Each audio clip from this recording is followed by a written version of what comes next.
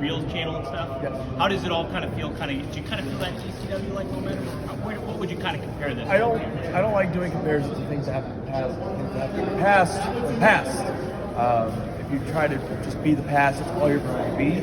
However, I think this is a new and refreshing step towards the growth of MLW, not just in terms of the company, but in terms of the wrestlers within the confines of its roster, including myself, the top guy, Hammer, Batsu, whoever you name it, But it's also our job to go out on the independents and spread our name, the MLW name, out there as well. Because if we just rely on TV, I think that's a pretty cool representation of the company. Because everyone else can go out and do the work on the indies, why can't we? But we're in a very fascinating time. We're now on actual TV. We're seeing people direct TV to see us, to watch us, and if we don't take full advantage of that, we're kind of shooting ourselves in the foot. What do you kind of, going with a broader audience with the Reels channel happening, what do you kind of hope to kind of convey to people, like, and exemplify who you are?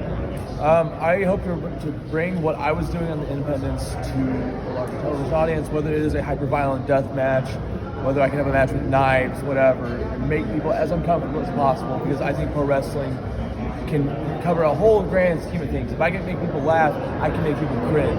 I can have little horror movie moments that make you not want to do this, because you shouldn't want to do this. This is not for everyone. But I'm going to bring that. I want to bring my cat wrestling, my hyper realistic wrestling. I would like to bring essentially the essence of Antonio Inoki, and as well as the essence of Jun Kasai onto American television. And that's what I plan to do.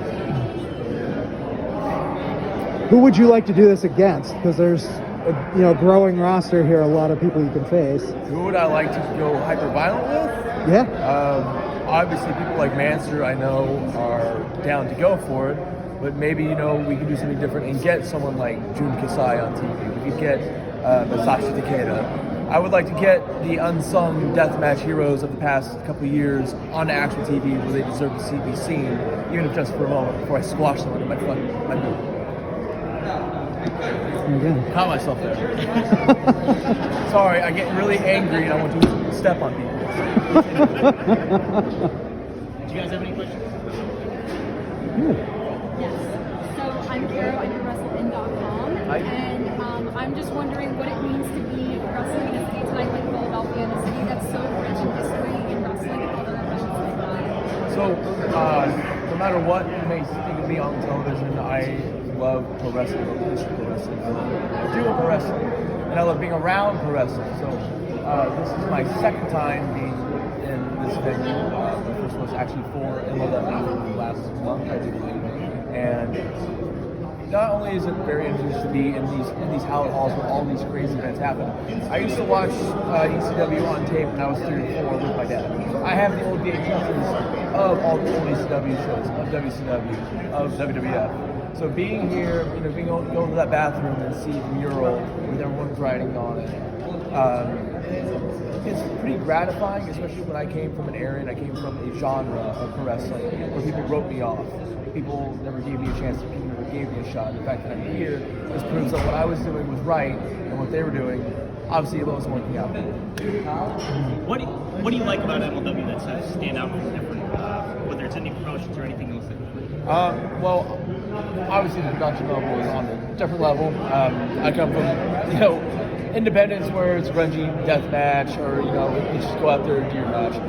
In terms of promos, in terms of in-ring presentation, it's on a different level than obviously the independence, which is why it's a major company. I'm just very excited to be here, and I think what MLW is going to bring to the table is it's going to embrace the more ultra-violent aspects, because that's what AEW has done, and it's paid out in dividends. And I think a small promotion that can go even crazier is willing to go crazy.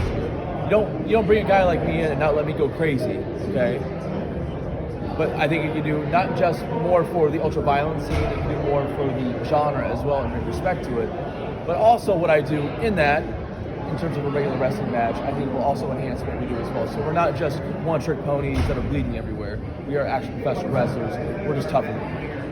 Well, that's interesting because you get this label of just bloodthirsty deathmatch wrestling, but there's a lot that goes into your training. Yes. You're a regular professional wrestler too. I started off It's just regular wrestling. People, I was always the style that I am now, a hard-hitting, throwing catch wrestler. However, when I first started, people in the Midwest did not really take to me, and they didn't believe me. They said, "I don't believe you," even though I could do what I could do to them. Very jaded mentality. I went to the New Japan Dojo for a week. I did the training camp with Shibata-san there, and it just kind of morphed me. But then I fell in. My first death match was in Mexico. I just took a trip down to Mexico. I didn't have a slot in the card, and I was told, "Hey, you can have a spot, but you're in a death match. Are you okay with that?" And mind you, I'm not wearing pants. I'm not wearing kick pads. I was wearing small trunks, like old school, like Antonio Inoki trunks. Okay, cool, did it, and it took over, like just death match, still with regular wrestling. But people started to put that acronym of deathmatch wrestling. That's all I did. Which I used to hate it, but I've come to love it because I am a deathmatch wrestler. I'm something that you could never be. I could do anything you could do in the ring without a weapon. And the things I do with weapons in glass and barbed wire, you couldn't do because you can't handle it. So yes, I am a deathmatch wrestler, but I'm also one of the best deathmatch wrestlers in the world. So I think that is true. Is there you mentioned Inoki and stuff like that. Is that part of your mindset when you carry on with your career? Somebody likes preserving legacy in that way? Yes. That's, once again, if you want to exemplify two caricatures of what my style of wrestling is, it is Antonio Inoki, strong style, where wrestling is strong, Eo Sakuraba, and the craziness that is Jun Kasai. If you don't know who Jun Kasai is, I'm going to continue to tout his name because he is not only one of the best in professional wrestling, he's one of the best deathmatch wrestlers to ever exist. I would also bring in the name of someone like Minoru Suzuki as well because he's also the perfect marriage of all that I think he is. Any more questions, guys? Great. Thank you. Thank you, man.